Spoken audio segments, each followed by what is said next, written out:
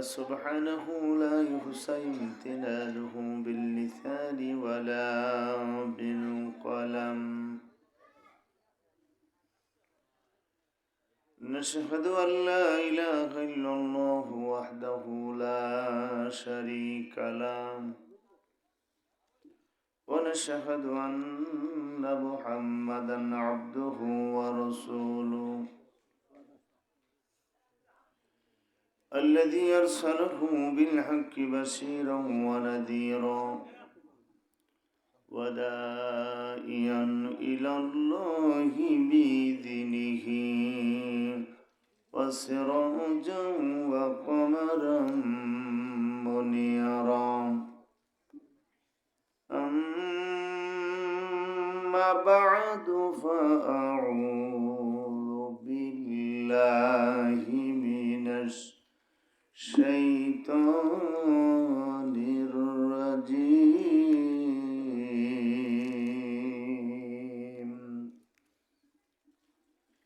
بسم الله الرحمن الرحيم.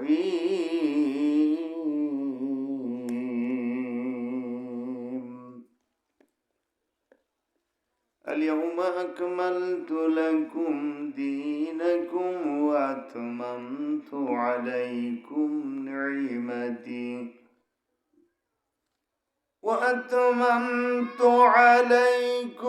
نعمتي ورضيت لكم الإسلام دينا. صدق الله ومولانا العظيم. وعن أبي هريرة رضي الله تعالى عنه قال قال رسول الله صلى الله عليه وسلم: كل أمتي يدخلون الجنة إلا من أبى. قيل يا رسول الله ومن أبى؟ قال: من أطاعني فدخل الجنة ومن عصاني فقد أبى، أو كما قال عليه الصلاة والسلام. وقال في شان حبيبي محمد صلى الله عليه وسلم: إن الله وملائكته يصلون على النبي يا أيها الذين آمنوا صلوا عليه وسلموا تسليما. اللهم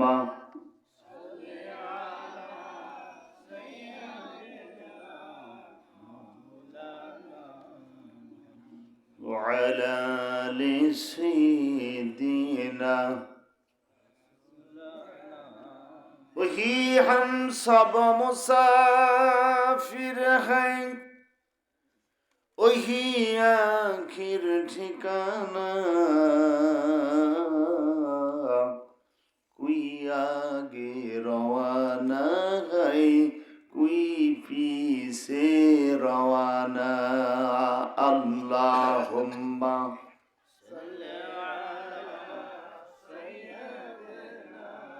मौलाना मुहम्मद वअला आलि सय्यिदिना।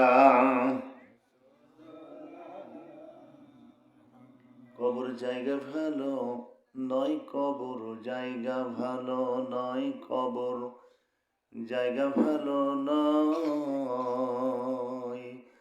আমল দিয়ে কবর গৃহ সাজিয়ে নিতে হয়। ওই কবরে 6 দিন পরে তোমার নখ খসে যাবে, 9 দিন পরে চুল। ও ও ওই কবরে 6 দিন পরে তোমার নখ খসে যাবে, 9 দিন পরে চুল। কবর গৃহের সামান নিতে কইরে না কেউ ভুল, কবর জায়গা ভালো নয়, কবর জায়গা ভালো নয়। আমল দিয়ে কবর গৃহ সাজিয়ে দিতে হয়। আল্লাহুম্মা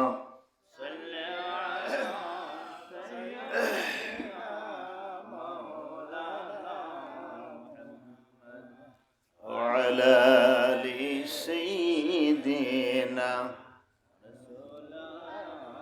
17 দিনে পেট ফেটে শেষ প্রকার খাদ্য হবে, ওই কবরের 17 দিনে তোমার পেট ফেটে শেষ প্রকার খাদ্য হবে। 60 দিন পরে গোশ থাকবে না, কঙ্কাল পড়ে রবে মানুষ। 60 দিন পরে গোশ থাকবে না, কঙ্কাল পড়ে রবে। আর 90 দিনে হাড়গুলি সব, 90 দিনে হাড়গুলি সব আলাদা হয়ে রয়। কবর জায়গা ভালো নয়, কবর জায়গা ভালো নয়, কবর জায়গা ভালো নয়। আমল দিয়ে কবর গৃহ সাজিয়ে নিতে হয়। আল্লাহুম্মা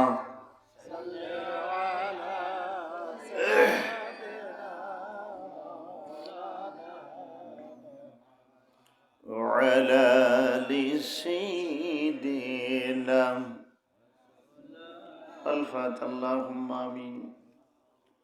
টলটলি বারজামে মসজিদ কমিটি কর্তৃক আয়োজিত কোরআনুল কারীমের মাহফিল জান্নাতি পরিবেশ তৈরি করে নিয়ে এতিম নবী এতিম মোহাম্মদদেরকে নিয়ে হাত তুললাম। ওই নবীজিকে কত মানুষ দেখলো, আর গায়ের তাজা রক্তগুলো পাথর মেরে মেরে জমিনে ঢেলে দিল। 1400 বছর পরে নবীজির জীবনের করুণ কথাগুলি শুনবার পরে যাদের চোখের কোণে পানি এসে গেল, আদালতে আখিরাতে লক্ষ লক্ষ মানুষের ভিড়ে সোনার নবী যেন টলটলি পাড়ার ভিজা কালা উম্মতদের ভুলে না যায়। ও মাবুদ, ওই মক্কা মদিনায় গিয়ে দেখলাম মানুষ সব জায়গার থেকে চোখ ফিরাতে পারে, কিন্তু আল্লাহর কাবা ঘর থেকে মানুষ চোখ ফিরাতে পারে না। মদিনায় গিয়ে দেখলাম রে, মানুষ সব জায়গার থেকে চোখ ফিরাতে পারে, সবুজ গম্বুজ নবীজির রওজা থেকে মানুষ চোখ ফিরাতে পারে না। যতবার চোখ ফিরাই ছল ছল করে মানুষের পানবু চোখের পানিতে বুক ভেসে যায়। ও মাহবুব, আরাফার ময়দানে যে হাত দিয়ে দোয়া করেছিলাম, মিনার প্রান্তরে দাঁড়িয়ে দাঁড়িয়ে দোয়া করলাম, হাতিমে হাত দিয়ে দিয়ে দোয়া করলাম, জামরায় পাথর মেরে দোয়া করেছিলাম, হায় আল্লাহ তাআলা নবীর রওজায় সালাম দিয়ে দিয়ে দোয়া করেছিলাম, জমজমের পানি পান করে করে দোয়া করেছিলাম। সেই হাত দিয়ে হাসি বান্দাদের সাথে করে নিয়ে আমি কাঙ্গাল ভিখারি বাবা হারা মা হারা এতিমদেরকে নিয়ে তোমার দরবারে 2 ডোখানা করে হাত তুলে দিলাম। 10 বছর পর সন্তান বাড়ি ফিরতেছে, ঢাকায় থেকে ফোন দিয়ে বলে মা বাড়ি আসতেছি, আব্বু বাড়ি আসতেছি। বাপ মা বলে সন্তান রে কখন বাড়ি আসবা? এই তোমার ট্রেনে ট্রেনে উঠলাম, হয়তো রাত 10টা 12টার মধ্যে বাড়ি চলে যাব। প্রচন্ড কুয়াশা, আকাশ থেকে ঠান্ডা পড়তেছে, নিম নিম বাতাস বইতেছে, চতুর্দিকে কোনো মানুষের সারা শব্দ নাই। গোয়াল ঘরের মধ্যে গরুগুলি মনে হয় জাবর পর্যন্ত বন্ধ করে দিয়েছে, চতুর্দিকে শিয়ালের ডাক বন্ধ হয়ে গেছে, ঝিঝি পোকার সারা শব্দ নাই, চাটমোহর স্টেশন নেমে সিএনজি ধরে বাড়ির দিকে রওনা দিয়েছি। আল্লাহ রামনগর ঘাটে এসে গাড়ি আসে না, এক হাতে ব্যাগ আর এক হাতে বিটকেস নিয়ে বাড়ির দিকে রওনা দিয়েছে। বুকটা সরসর করে, কোনো মানুষের কোনো সারা শব্দ নাই, সবাই যেন লিপ্ত শোকের বিশাল আরামের মধ্যে চলে গেছে। বাড়িতে এসে দেখি রে, বারান্দায় দুইটি মানুষ সন্তানের জন্য পহর গুনতেছে।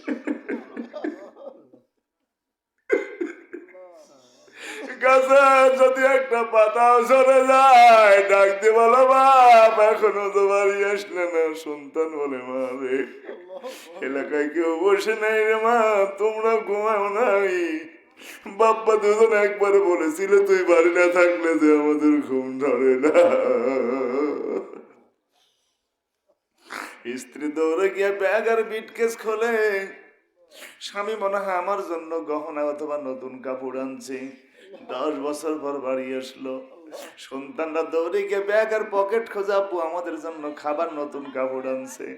বাপ মা যদি বেঁচে থাকে রে, বাড়ি থাকে ব্যাগের দিকে তাকায় না, বিটকেসের দিকে তাকায় না, কাপড়ের দিকে তাকায় না, বেটার মুখের দিকে তাকায়, বলে কখন রওনা দিয়েছে, মুখটা শুকনা কে, সারাদিন কিছুই খাও নাই নাকি। জামা খুলবার পরে বুকের মধ্যে হাত দিয়ে বলে বুকের হাড় গুলো বের হয়ে গেছে, কি কঠিন কাজ বা করেছ।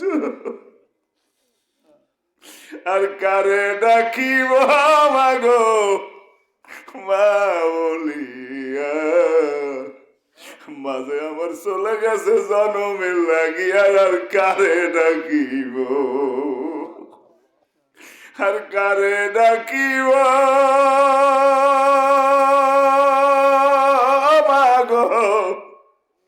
মা বলিয়া, মাঝে আমার চলে গেল জনমের লাগিয়া, আর কারে ডাকিব।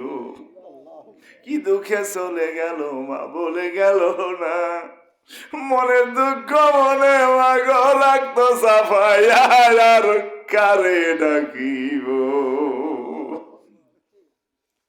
একটু দাঁড়াও মায়েরে দেখি রে গ্রামবাসী, একটু দাঁড়াও মায়েরে দেখি, সাদা কাফন পরায়া ওই খাটনিতে চড়াইয়া, মারে তোমরা কই যাইতেছ লইয়া রে গ্রামবাসী, একটু দাঁড়াও মায়েরে দেখি। ছেলে যদি কোথায় যায় মায়ের মন কাঁদিতে রায়, কখন আসবে বাসা ফিরিয়া, আইরে নিশিরাতে মাথা কেড়ে বসে, কখন বাড়ি আসবে ফিরিয়া রে জাদুমণি,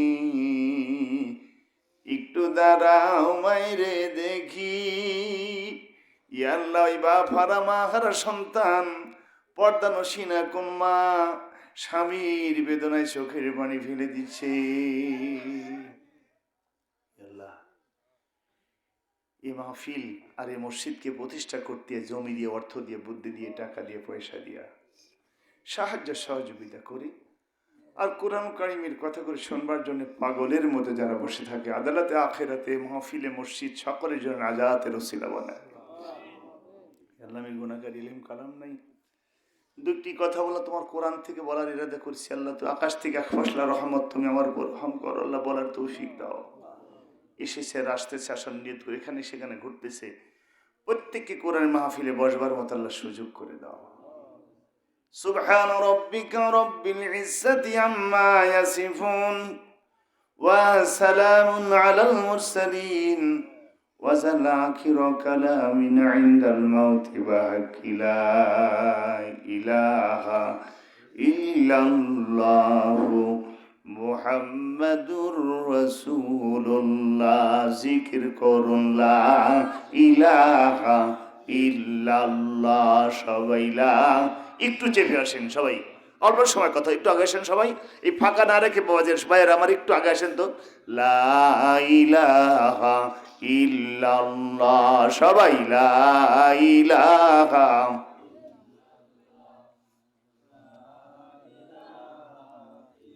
নবীজি বলছে মান ক্বালা লা ইলাহা ইল্লাল্লাহ ফাদাখালাল জান্নাহ, যে ব্যক্তি ইখলাসের সাথে একবার বলে লা ইলাহা ইল্লাল্লাহ, আমি রাসূল ঘোষণা করেছি, সে আল্লাহর জান্নাতে যাবে। সুন্দর করে বলি লা ইলাহা ইল্লাল্লাহ, কালমা লা ইলাহা, লা ইলাহা। কে দিল তোমার মুখের হাসি, মিষ্টি মধুর কথা,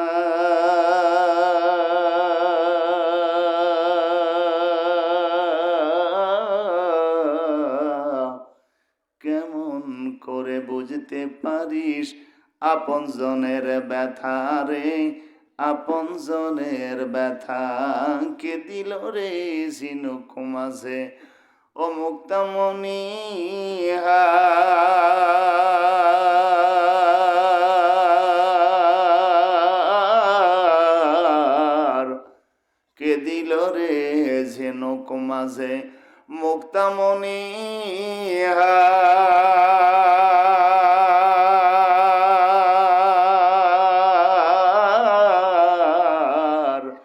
কে দিল রে আখের মাঝে রস যে চমৎকার, কে দিল রে লতা গাছে এত বড় কদু,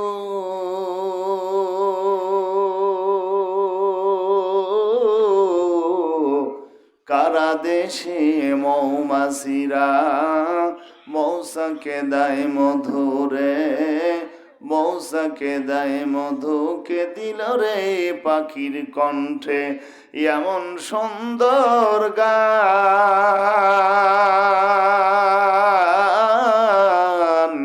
চিন্তা করে দেখো মানুষ, সবই তোমার আল্লাহ তাআলার দান। কালেমা লা ইলাহা,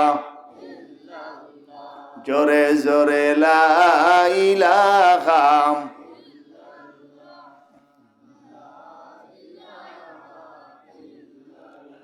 সবাই লা ইলাহা।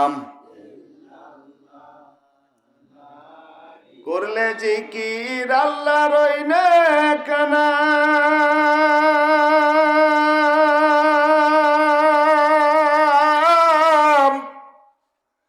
জাহান্নামের আগুন হবে রে হারাম, ও দূর হবে তোমার মনের কালিমা, সবাই দূর হবে তোমার মনের কালিমা, খুশি হবে তোমার আল্লাহ তাআলা। লা ইলাহা,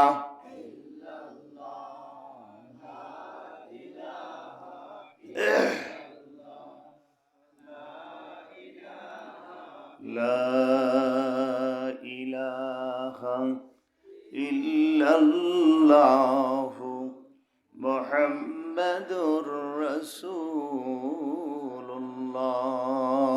সকলেই বলি সাল্লাল্লাহু আলাইহি ওয়াসাল্লাম। টলটলিপাড়া জামে মসজিদ কমিটি কর্তৃক আয়োজিত বিরাট ইসলামী জালসার সম্মানিত সভাপতি জনাব মোহাম্মদ আব্দুল মজিদ প্রামাণিক সাহেব, আতারাল্লাহুম বারাকাল্লাহু ফি হায়াতি, সকলে বলছি আল্লাহুম্মা আমিন। আজকের মাহফিলের প্রধান অতিথি জননেতা জনাব আলহাজ মোহাম্মদ মকবুল হোসেন, চেয়ারম্যান হরিপুর ইউনিয়ন পরিষদ, সাধারণ সম্পাদক বাংলাদেশ আওয়ামী লীগ হরিপুর ইউনিয়ন শাখা। আজকের মাহফিলের আলোচক বৃন্দ, বিশেষ করে আলোচনাকে ধন্য করেছেন জগতলা কেন্দ্রীয় জামে মসজিদের সম্মানিত খতিব হযরত মাওলানা সাদিকুর রহমান জিহাদি সাহেব। আলোচনা করেছেন আলহাজ হযরত মাওলানা জাহাঙ্গীর আলম ফয়েজ সাহেব, অত্র গ্রামের কৃতি সন্তান। এলাকার অন্যান্য উলামা একরাম বৃন্দ, প্রাণপ্রিয় আব্বাস আসামি সমতুল্য মুরব্বিয়া নিয়ে যাম, সমবয়স্ক যুবক ভাইরা, কচি কাছারা, পর্দার অন্তরালে আম্মা জানে বোনেরা, দূরের দোকানি ভাইরা, অন্তরস্থল থেকে হৃদয় নিংড়ানো দরদ ভরা এক টুকরা সালাম, আসসালামু আলাইকুম ওয়া রাহমাতুল্লাহ। সর্বপ্রথম জানতে চাই আপনারা সকলেই কেমন আছেন। 2024 সালের আলহামদুলিল্লাহ 2024 সালের মার্চ মাসের 2 তারিখ আমার আমল নামায় লেখা থাকবে আমি কোরআনের স্টুডেন্ট, আমি কোরআনের ছাত্র ছিলাম। সুবহানাল্লাহ। আমার আমল নামায় লেখা থাকবে আমি কোরআনের স্টুডেন্ট, কোরআনের ছাত্র ছিলাম। 2024 সালের মার্চের এই 2 তারিখ দিনটা রাত্রিটা ছিল আমি আমার বিছানাকে হারাম করেছিলাম কোরআন শুনবার জন্য। হাযা কালামুল্লাহ লাইসা কালামুল বাশার, এটা মানুষের কোনো কথা নয়। জোরে বলুন তো কালামটা কার? আর একটু জোরে সবাই বলি কালামটা কার?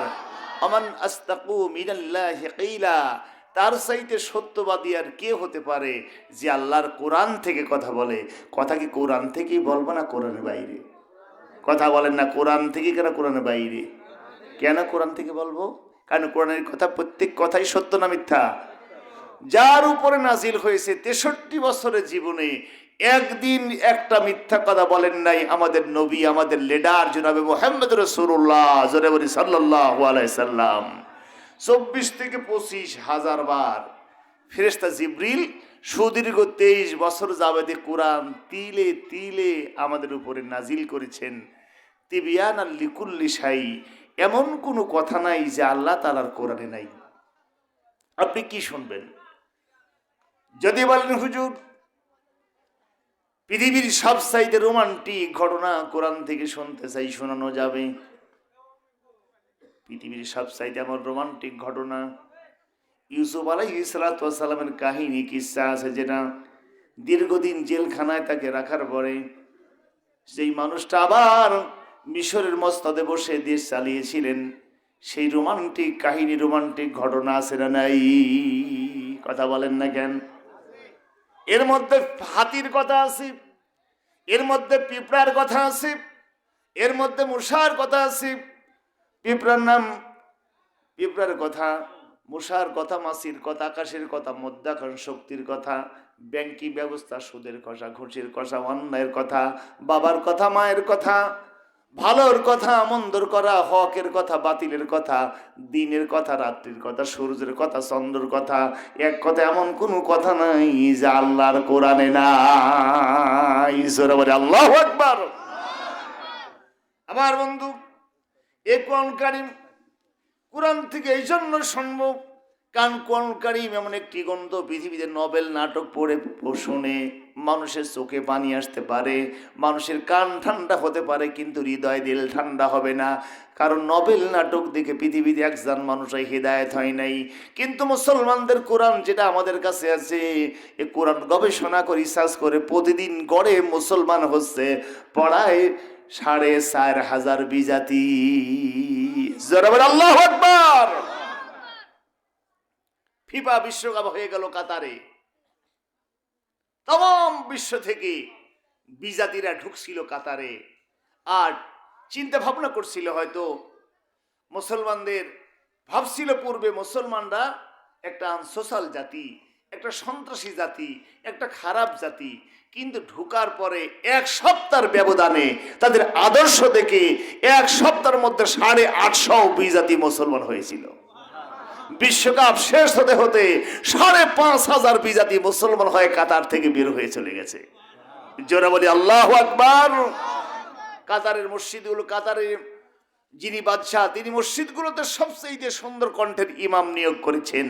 যখন আজান ধ্বনি তার মসজিদের মিনার চুরি বের হচ্ছিল, ওরা ভাবছিল হয়তো কোনো সানাই, কোনো বাদ্য বাজতেছে, কোথায় কোনো গানের আসর। যখন ওরা দৌড়েছে লাইন ধরে ধরে যায়, যাওয়ার পর দেখে মসজিদের মিনারে একজন মুয়াজ্জিন সুন্দর করে আজান শোনাচ্ছে।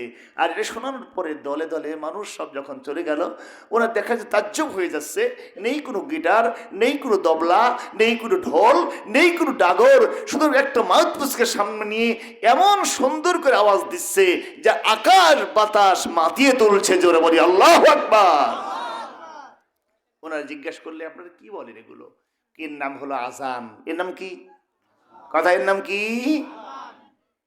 ঢোল নাই, তবলা নাই, ডাগর নাই, এত সুন্দর। তারপরে দেখলেন কাতারে কাতারে মানুষেরা মসজিদে দাঁড়িয়ে যাচ্ছে। একজন ইমাম, সামনে পিছনে, সাদা মানুষটা যেখানে, কালো মানুষটা সেখানে, লম্বা মানুষটা যেখানে, খাটো মানুষটা সেখানে, আমির যেখানে, ফকির সেখানে, কোনো ভেদাভেদ নাই। ওর আশ্চর্য হয়ে যাচ্ছিল, পৃথিবীতে এমনটি কখনো দেখি নাই যে একই কাতারে সব রকম ভেদাভেদ ভুলে গিয়ে একই কাতারে সাম্যের বন্ধনে আবদ্ধ হয়। এদের নাম হলো মুসলমান। এই দৃশ্য দেখেই ওরা মুসলমান হয়ে গেছে। জোরে বলি সুবহানাল্লাহ। আমার বন্ধু, কোরআন কারীমের একটি ছোট্ট একটি আয়াতে কারিমা এবং ছোট্ট একটি হাদিস আপনাদের কাছে উপহার দিয়েছি। রব্বুল আলামিন যদি তৌফিক দান করেন এর উপরে দুই একটি কথা বলার ইরাদা করব। আপনারা সাথে থাকলে দাদা ওঠেন কেন, অসুবিধা? বলা যাবে তো ইনশাল্লাহ, নাকি বলা যাবে, শোনা যাবে? আমি মোটামুটি ঘন্টা খানিক বসে কথা বলি, তাহলে চলে যাবেন কে কে? যাবেন না তো? না, বলা যাবে না ইনশাল্লাহ, ঘন্টা খানিক কথা বলা যাবে? বলবো? এটা কি কথা বলেন? এখান থেকে শুরু করে এখান পর্যন্ত এর কোনো সন্দেহ কি আছে? সব কথাগুলো সত্য না মিথ্যা? শুধু 500 আছে আইনের, আইন সংক্রান্ত আয়াত আছে 500 আয়াত। সুবহানাল্লাহ, সুবহানাল্লাহ বলেন, সুবহানাল্লাহ, সুবহানাল্লাহ। ইন্ডিয়ার একজন মহিলা রীতা, উনি যখন মুসলমান হলেন তার বিরুদ্ধে মামলা করলেন তার নিজের চাচা, এবং অনেকেই তাকে ধরলেন আর বললেন যে তুমি কোনো মুসলমান ছেলের প্রেমে পড়েছ? সে বলল মুসলমান ছেলের প্রেমে পড়িনি, তবে আমি মুসলমানদের ধর্মগ্রন্থের প্রেমে পড়েছি। জোরে বলি, জোরে বলি, জোরে বলি, মুসলমানদের ধর্মগ্রন্থের। কিভাবে তুমি প্রেমে পড়লা? মেয়েটা বলছিল যে আমার এক বান্ধবী যিনি ছিলেন মুসলমান, ওর সঙ্গে আমার খুব গলায় গলায় পীড়িত। একদিন যখন আমার মা মরে গেল, আমার মাকে নিয়ে সনাতন ধর্মের বিধান অনুযায়ী তার মুখে যখন আগুন দেওয়া হচ্ছিল, মায়ের বাবার বড় সন্তান হিসাবে আমি তার মুখে আগুন দিচ্ছিলাম। সত্যই আমার কাছে খুব কষ্টকর হচ্ছিল যে এমন একটি ধর্মের মানুষ আমি, যেই ধর্মের মানুষ, যেই মা মুখে বারবার চুমা দিয়েছে, আমাকে কত আদর সোহাগ করছে, কিন্তু এই ধর্মের বিধান অনুযায়ী সেই মাকেই মুখে চমাকে আগুন দিতে হচ্ছে। আগুনে যখন মায়ের মুখ চোখ সব পড়ে গেল, কাপড় পুড়ে যাওয়ার পর আমার চোখের সামনে মা ল্যাংটা উলঙ্গ হয়ে গেল। চোখ আটকে ধরলাম আর ভাবলাম যে এমন একটা ধর্ম আমরা, যেই ধর্মের সন্তান মানুষ মাকে আগুন ধরে ল্যাংটা করে দেয়। এক পর্যায়ে মায়ের স্তনগুলো পড়ে গেল, লজ্জাস্থান পড়ে গেল, সব যখন পড়ে হাত পাগুলো বাঁকা আসছিল, কর্মরত ব্যক্তিরা বাঁশ দিয়ে দিয়ে বেড়ে সোজা করতেছিল, আঘাত করছিল মায়ের শরীরের উপরে। আমার খুব কষ্ট হচ্ছিল। আমি মনে মনে ভাবছিলাম এটাই যদি একটা ধর্মের কালচার, রীতিনীতি, পদ্ধতি হয়, তাহলে পৃথিবীতে সুন্দর ধর্ম কোনটা? আমি ওই দিন থেকে সন্ধান করতে করতে করতে করতে স্কুল কলেজ জীবনে আমার এক বন্ধুর বান্ধবীর সঙ্গে আমার সাক্ষাৎ হয়। এই বান্ধবীকে আমি বললাম, সে বললো মুসলমান, তো তোমাদের ধর্মের মরে যাওয়ার পরে বিধানগুলো, অবস্থাগুলো বর্ণনা করো। সে যখন আমাকে বলল যে একটা মেয়ে মরে যাওয়ার পরে মুসলমানেরা 5খান কাপড় দিয়ে মাটি দেয়। জোরে বলি, কয়খান কাপড় দিয়ে মাটি দেয়? সবাই বলেন কয়খান কাপড় দিয়ে? টলটলি পাড়া কি 5খান কাপড়ই নাকি? কয়খান কাপড়? আর পুরুষ মরলে কয়খান? তাহলে হিজরা মরলে কয় কাপড় দিয়ে মাটি দিবেন? তাহলে উনি বলছেন এক পর্যায়ে সে আমাকে বলতেছিল মুসলমানদের মাটি দেওয়ার কাহিনীটা যখন সে বর্ণনা করতেছিল, আমার কাছে সত্যই ভাবছিলাম যে একটা মুসলমান মা মরে যাওয়ার পর 5টা কাপড় দিয়ে মাটি দিয়ে তাকে সুন্দর করে আবৃত্তি করে, তাকে আতর, শর্মা ইত্যাদি দিয়ে তার বুকের উপরে হাত দিয়ে এক কথা মাটি দেওয়ার যে দৃশ্য সে আমার কাছে বর্ণনা করলো, আমার তখন মনে হলো একটা মানুষ মরে যাওয়ার পর যদি এই মানুষটার এত সমাদর, এত যত্ন হয়, এই মানুষটা বেঁচে থাকলে তাহলে এই ধর্মগ্রন্থ কি তার সম্মান দিয়েছে। জোরে বলে আল্লাহু আকবার। এক পর্যায়ে আমি মুসলমান তো হয়ে গেলাম, কিন্তু তারপর আমার মনের মধ্যে সন্দেহ হচ্ছিল। আমি তাকে জিজ্ঞেস করলাম যে তোমাদের কোরআন তো বিশ্বাস করলাম, কিন্তু তোমাদের হাদিস নিয়ে আমার অনেকটা কথা খটকা আছে মনের ভিতরে। সে কি খটকা? আমরা তো মরা খাই, কিন্তু তোমরা মুসলমানরা মরা খাও না কেন? মুসলমানরা মরা খাও না, কিন্তু জবহ করে খাও। তোমাদের রাসূল বলেছে জবহ করলে চলবে, কিন্তু মরে গেলে আমরা তো মরাও খাই, কিন্তু খাও না কেন? এর কি তথ্য পেলে? অত গোশত তোমরা মরা খাও না, কিন্তু মাছ তো ঠিকই তোমরা মরা খাও। তোমাদের নবী স্কুল কলেজ মাদ্রাসা মক্তবে লেখাপড়া করেন না, এই জন্য আমার মনে এই বিধানটা দিয়ে দিয়েছে। কিন্তু আমার বান্ধবী আমাকে উপযুক্ত জবাব দিতে পারেন নাই। এক সপ্তাহ পর আমাকে একটা সুন্দর পত্রিকা হাতে ধরায় দিল। সেই পত্রিকাটা পড়ার পরে সেখানে ছিল ফ্রান্সের বিজ্ঞানীদের গবেষণা করা মুসলমানদের নবী মুহাম্মদ রাসূলের হাদিসের উপরে গবেষণাকার একটা তথ্য। ওই তথ্যটা পাওয়ার পরে যখন কোরআনের সাথে বিজ্ঞান যখন মিলে গেছে, রাসূলের প্রত্যেকটা কাজ বিজ্ঞান যখন মিলে গেছে, তখন সেই দৃশ্য আমি দেখার পরে ফ্রান্সের বিজ্ঞানী মুসলমান শুধু হয় নাই, আমি রীতাও মুসলমান হয়ে গেলাম। জোরে বলি সুবহানাল্লাহ। তাহলে মুসলমানরা জবহ করে খায়, মাছ মরা খায়, কিন্তু অন্য প্রাণী জবহ না করে খায় না। এই বিজ্ঞান কি তথ্য দিল? এ কোন হাদিসের সাথে বিজ্ঞানের কি সমন্বয়? এ খবর কারা কারা শুনতেছেন হাত তুলে দেখা। শুনবেন তো ইনশাআল্লাহ? ইনশাআল্লাহ বলি ইনশাআল্লাহ কবুল করুক, আমিন। আমরা ফিরে আসি কোরআন কারীমের কাছে। তেলাওয়াত করেছি আল ইয়াউমা আকমালতু লাকুম দীনাকুম ওয়া আতমামতু আলাইকুম নি'মাতি ওয়া রাদিতু লাকুমুল ইসলামা দীনা। জোরে বলি আল্লাহু আকবার। আর একটু জোরে বলেন আল্লাহু আকবার। আল ইয়াউমা আকমালতু লাকুম দীনাকুম, আল্লাহ বলেছেন এই দিনকে আমি পরিপূর্ণ করেছি। ওয়া আতমামতু আলাইকুম নি'মাতি, এই দিনকে আমি নিয়ামত দিয়ে ভরে দিয়েছি। এই দিন মানে হলো ধর্ম। এই দিন মানে কি? ধর্ম। এই ধর্মটাকে নিয়ামত দিয়ে ভরে দিয়েছি, পরিপূর্ণ করে দিয়েছি। ওয়ারাদিতু লাকুমুল ইসলামা দীনা। সুবহানাল্লাহ পড়েন। ওয়ারাদিতু লাকুমুল ইসলামা না দীনা, ইসলামকে দিন হিসাবে পেয়ে সন্তুষ্ট কারা কারা হাত তুলে দেখান তো। খুশি আপনারা? আমার বন্ধু, যদি আমাদের হয়তো চাটমোহরের শঙ্কর বাবুর ঘরে জন্ম হতো, তাহলে কিন্তু আমরা মরা পচা দুর্গন্ধ সব কিছু খেতাম, সাপ ব্যাং কিছুই খাওয়া বাদ দিতাম না। লাউতিয়ার খ্রিস্টানের ঘরে জন্ম হলে আমরা কিন্তু শুয়োর খাওয়া বাদ দিতাম না, প্রত্যেকে শুয়োর খেতাম। কিন্তু এমন একটা ধর্মগ্রন্থ, এমন একটা জাতির মধ্যে আমাদের জন্ম হয়েছে, যেটা আমরা কোরআন হাদিসের আদলে হালাল হারামকে আমরা বেছে বেছে খাই। জোরে বলি আল্লাহু আকবার। কোরআন যা হালাল বলেছে সেটাকে আমরা হালাল বলেই জানি, নবী যা হালাল বলেছে সেটাকে আমরা হালাল বলেই জানি, নবীজিকে যেটা হারাম বলেছে সেটাকে আমরা হারাম বলেই জানি। কথা বলেন না কেন? আল্লাহ রাব্বুল আলামিন কোরআন কারীমের ভিতরে মুত্তাকির গুণাবলী বর্ণনা করেছেন। কোরআন কারীমের সূরাতুল বাকারার ভিতরে, বাকারা মানে হলো গরুর সূরা, গাভীর সূরা। এই সূরার ভিতরে মুত্তাকি ব্যক্তির 5টা গুণের কথা বলা হয়েছে। মুত্তাকির এমন গুণাবলী, মুত্তাকি ব্যক্তিকে জাহান্নামের আগুনে ফেলে দিলে মুত্তাকির গায়ে কোনোদিন আগুন ধরবে না। সুবহানাল্লাহ জোরে বলবেন না আস্তে বলবেন? মুত্তাকি ব্যক্তির মরণ কেমন হবে? তাফসিরে কাবুর নামক গ্রন্থ পড়লাম, মুত্তাকির মরণ হবে 3 অবস্থাতে মরার পরে। প্রথমে যখন বান্দা মরে যাবে, এমন ব্যক্তিও মুত্তাকি মরবে, কবরে তার কোনো প্রশ্নই করা হবে না, সরাসরি ডাইরেক্ট জান্নাতে নিয়ে যাওয়া হবে। সুবহানাল্লাহ বলেন। 2 নাম্বার ব্যক্তি যখন মরে যাবে, যখন কবরে মাটি দিয়ে চলে আসবে, চলে আসার সঙ্গে সঙ্গে ওখানে মুনকির নকির এসে মুর্দার খুঁজে পাবে না, মুনকির নকির হয়রান হয়ে যাবে। তখন দেখা যাবে, তাফসীর কাবির নামক গ্রন্থ যখন পড়তেছিলাম, সত্যি আমার চোখের পানি ধরে রাখতে পারলাম না। কবরের মধ্যে দেখবে সুন্দর সবুজ কালারের একটা ময়না পাখি কায়ত হয়ে শুয়ে ঘুমাচ্ছে।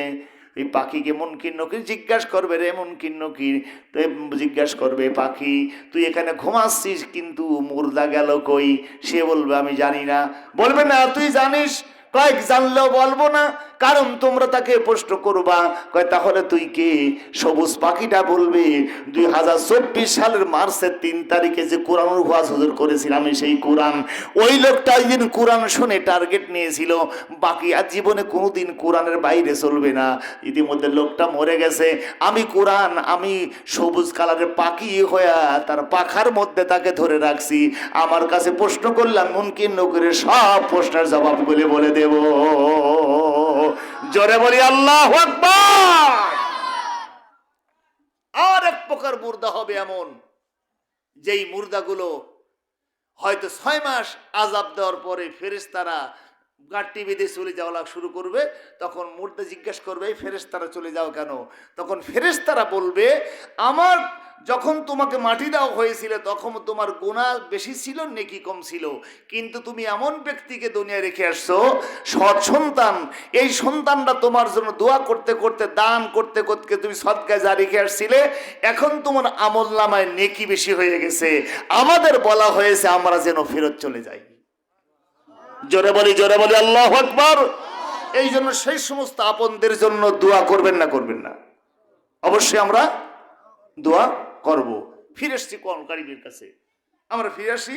আল্লাহ রাব্বুল আলামিন বলছেন, আল ইয়াউমা আকমালতু লাকুম, বলেন আল ইয়াউমা, বলেন আল ইয়াউমা আকমালতু লাকুম দীনাকুম ওয়া আতমামতু আলাইকুম নি'মাতি ওয়া রাদিতু লাকুমুল ইসলামা দীনা। সুবহানাল্লাহ, বলেন সুবহানাল্লাহ। দিনটা কি? এই দিন কোন দিন বলেন তো? ইন্নাদ দীনা ইনদাল্লাহিল ইসলাম, ইন্নাদ দীনা ইনদাল্লাহিল ইসলাম। এই দিনের নাম হলো ইসলাম। ইসলামটা কি? ইসলাম হলো একটা জীবন ব্যবস্থা। ইসলামটা কি বলেন তো? কি একটা কি জীবন ব্যবস্থা? মানে একটা জীবনে চলতে পা থেকে মাথা পর্যন্ত, রান্নাঘর থেকে বাথরুম থেকে শুরু করে জাতীয় সংসদ ভবন পর্যন্ত পৃথিবীর যত কাজগুলোর ঘটে, এমন কোনো কথা নাই, এমন কোনো কাজ নাই, এমন কোনো সিদ্ধান্ত নাই যেটা আল্লাহর কোরআন দেয় নাই। জোরে বলি সুবহানাল্লাহ। সব কথাগুলো এই কোরআনের মধ্যে লিপিবদ্ধ করা আছে। কিন্তু আল্লাহ বলছে, আফালা ইয়াতাদাব্বারুনাল কোরআন, এই কোরআন গবেষণা করো, কোরআন রিসার্চ করো। কিন্তু আমাদের সমস্যা হলো আমরা কোরআন এ পর্যন্ত পড়াই জানি না, কোরআন গবেষণা রিসার্চ করা বাদ দিয়ে দিলাম। কিন্তু কোরআনকে রিসার্চ করে গবেষণা করে করে প্রতিদিন গড়ে 4,500 করে বিজাতি মুসলমান হয়ে যাচ্ছে। জোরে বলেন, জোরে বলেন, জোরে বলেন, জোরে বলেন, আর জোরে বলেন আলহামদুলিল্লাহ, আর জোরে বলি আল্লাহু আকবার। কোরআন কারীমকে জিজ্ঞাসা করা হয়েছে, কোরআন আমি যদি বিপদ আপদে পড়ে যাই তাহলে কি করব? কোরআন কারীম বলছে, আস্তাইনু বিসসবরি ওয়াসসালাহ, ধৈর্য ধরো আর নামাজের মাধ্যমে আল্লাহর কাছে সাহায্য চাও। জোরে বলেন কিসের মাধ্যমে? সবাই বলেন কিসের মাধ্যমে? মনজুল আব্দুমানি রহমাতুল্লাহ আলাইহি তার কিতাবের মধ্যে আলোচনা করতে গিয়ে বলেছে, 30 পারা কোরআন কারীম বুকে নিয়ে একটা মেয়ে রাত্রিবেলা তেলাওয়াত করতেছে, কিন্তু মেয়েটা যুবতী, বিয়ে তার হচ্ছে না। কোরআনকে জিজ্ঞাসা করে, কোরআন রে, আল্লাহ বলেছে খলাকনাকুম আজওয়াজা, জোড়ায় জোড়া আল্লাহ মানুষ বানাইছে, কিন্তু আমার জোড়ার ব্যবস্থা নাই কেন? রে কোরআন তুই বলে দে, আমি কোন আমল করলে আমার বিয়ের ব্যবস্থা হয়ে যাবে? কোরআন কারীম বলছে, আস্তাইনু, সাহায্য প্রার্থনা করো, বিসসবরে, ধৈর্যের সাথে, ওয়াসসালা, নামাজের মাধ্যম দিয়ে। মেয়েটা সালাম নামাজ পড়ে কোরআন কারীম বুকে করে রাত্রিবেলা ঘুমাচ্ছেন। ওই দেশের একজন সেরা আলেম মনজুর আব্দুমান রহমাতুল্লাহ বলছেন, তার বয়স হয়ে গেছে প্রায় 40, কিন্তু সুন্দরী একটা মেয়ে তার জীবনে গুজবাতে পারতেছে না, কারণ সে যেমন একটা মেয়ে চাচ্ছে। হঠাৎ করে রাত্রিবেলা স্বপ্ন দেখতেছে, বিয়ে যদি করতে চাও তাহলে কমপক্ষে হরিপুর ইউনিয়নে টলটলি বাড়া যাও। ঘুম ভেঙে গেছে, আশ্চর্য হয়ে গেল। এবার সে সিরাজগঞ্জ থেকে ট্রেন ধরে চাটমোহর স্টেশন নামলো, নামার পরে চলে আসছে খুঁজতে খুঁজতে টলটলি পাড়া। মসজিদের ভিতরে ঢুকতে চায়, রাত্রে থাকতে চায়, মুয়াজ্জিন বলে থাকার অনুমতি নাই, বাইরে থাকেন। কারণ হলো কমিটির সিদ্ধান্ত হলো রাত্রিবেলা কোনো বিদেশির এখানে জায়গা নাই। লোকটা বাইরে বসে আছেন, এখানে একটা ধরুন বাঁশের ঝাড়, তার নিচে বসে আছেন, মুয়াজ্জিন বাড়ি চলে গেছে। যখন ঘড়ি হরদম টক টক করতে রাহতি হয়, ঘড়ি হরদম টক টক করতে করতে সময় পার হতে হতে যখন শোবে সাদেক হয়ে গেছে, শোবে সাদেক হওয়ার পরে তারপরে মুয়াজ্জিন আজান দেওয়ার জন্য আসবে।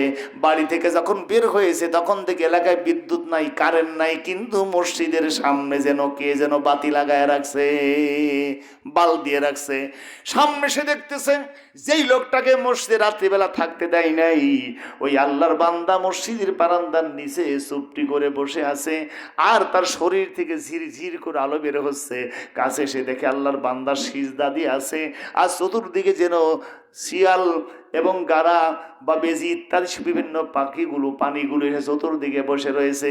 আল্লাহর বান্দা জিকির করতেছে, তার সালে তালে তালে তারাও জিকির করতেছে। মুয়াজ্জিন আশ্চর্য হয়ে গেল, আমি যাকে মসজিদে ঢুকতে দেই নাই, কিন্তু এই লোকটা সাধারণ মানুষ নয়, লোকটা মনে হয় আল্লাহওয়ালা। জোরা বলি আল্লাহু আকবার। আমরা যদিও না চিনি, কিন্তু এই সমস্ত পানির লোকটা শিখে চিনে ফেলেছে। আজান যখন হয়ে গেছে, লোকটা জিকির করা বাদ দিয়ে মসজিদের মধ্যে ঢুকলো। আজান আর জামাতের সঙ্গে নামাজ আদায় করার পরে সব লোকজন চলে গেল। হাতের মধ্যে একটা ব্যাগ ছিল, ব্যাগটা লোকটা আস্তে করে নিয়ে যখন চলে যায়, কিন্তু মুয়াজ্জিন তার প্রিয় সাল্লাল্লাহু ডাক দিয়ে বলে, রে আল্লাহর বান্দা, তোর বাড়ি কোথায়, তুমি কোথায় যাস?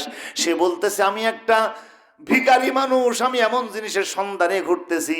এত সুন্দর চেহারা, ব্যাগ তার হাতে চামড়ার ব্যাগ মনে হচ্ছে, কিন্তু তুই কিসের ভিখারি? আর লোকটা বলতেছে, আমি একটা মেয়েকে বিয়ে করতে চাই, কিন্তু সেই মেয়েটা খুঁজে পাই না। কেমন মেয়েকে তুমি বিয়ে করতে চাও? লোকটা বলতেছে, এমন মেয়েকে বিয়ে করতে চাই যেই মেয়ে কমপক্ষে তার সাবালিকা জীবনে কোনোদিন তাহাজ্জুদ কাজা করে না। জোরে বলবেন কি আল্লাহু আকবার। আমি আমার সিরাজগঞ্জে এরকম মেয়ে পাই না, টাঙ্গাইলে খুঁজেছি আমি পাই না, আমি বগুড়ায় খুঁজেছি পাই নাই, পাবনাতে খুঁজতে খুঁজতে হয়রান হয়ে গেছি। হঠাৎ করে আমার সন্ধান পেয়েছি, যেন হয়তো টলনলিপাড়া এইরকম মেয়ে মনে হয় পাওয়া যেতে পারে। মুয়াজ্জিন ডাক দিয়ে বলছে, বাজান রে, কোথায় তোর বাড়ি, কোথায় তোর ঘর, তুই কেমনে আসলি? সে বলতেছে, আমি স্বপ্নের মাধ্যমে জানতে পারলাম এখানে কেমন একটা মেয়ে পাওয়া যায়। ডাক দিয়ে বলছে, বাজান, এমন একটা মেয়ে আমার ঘরে আছে। সুবহানাল্লাহ। আমি একজন গরিব মানুষ, এমন একজন মেয়ে আমার সন্ধানে আছে, কিন্তু বিয়ে করবি বাজান? কই দেখার দরকার, আগে তার সম্পর্কে জানতে চাই। ভিতরে চলে গেছে, ডাক দিয়ে বলছে, মা, আল্লাহ মনে হয় তোমার ফুল ফুটছে, তোমার মনে হয় বিয়ের একটা ব্যবস্থা করেছে।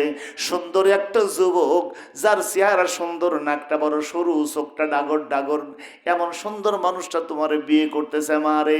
মেয়েটা বলছে, আব্বু, ওই যুবককে আমি কখনো বিয়ে করতে পারি না। তুমি যুবককে জিজ্ঞাসা করো, যুবকের চেহারা দেখলে হবে না, যুবকের আমলের খবর কি? মারে, কেমন আমল হওয়া লাগবে? আর মেয়েটা বলতেছে, যুবককে জিজ্ঞাসা করো, এই যুবক কি 40 বছরের জীবন হয়তো তার বয়স হয়ে গেছে, কিন্তু বিশ্ব নবীকে সে জীবনে কয়দিন দেখেছে? বাপজান ফিরে এসে বলতেছে, যুবক, আল্লাহর রাস্তা তুমি আমারে মাফ করে দাও, আমি হয়তো তোমার সঙ্গে মনে হয় মেয়ে বিয়ে দিতে পারবো না। আমার মেয়ে শর্ত দিয়েছে, তুমি 40 বছর তোমার জীবন বলছো, কিন্তু বিশ্ব নবীকে কয়দিন দেখেছো? যুবক কথা না বলে চোখের পানি মুছে ব্যাগটা নিয়ে চলে যেতে চায়। ডাক দিয়ে বলছে, যুবক চলে যাই কেন? কই, বিশ্ব নবীকে যে ব্যক্তি জীবনে দেখে, যার উপরে কোন কারিম নাজিল হয়েছে দীর্ঘ 23 বছর যাবত 24 থেকে 25,000 বার জিব্রাইল ফেরেশতা যেই নবীর উপরে কোরআন নাজিল করেছে, ওই নবীকে দেখতে ব্যক্তি দেখে, সে কখনো মানুষের কাছে জীবনও বলতে পারে, তার না বলতে চোখ দিয়ে পানি এসেই বলে, যুবক চোখটা মোছে। ভিতরে গিয়ে বলছে, মারে, ওই যুবক যাওয়ার সময় বলে গেছে 40 বছরের জীবনে নাকি যুবক 40 বার বিশ্ব নবীকে দেখেছে।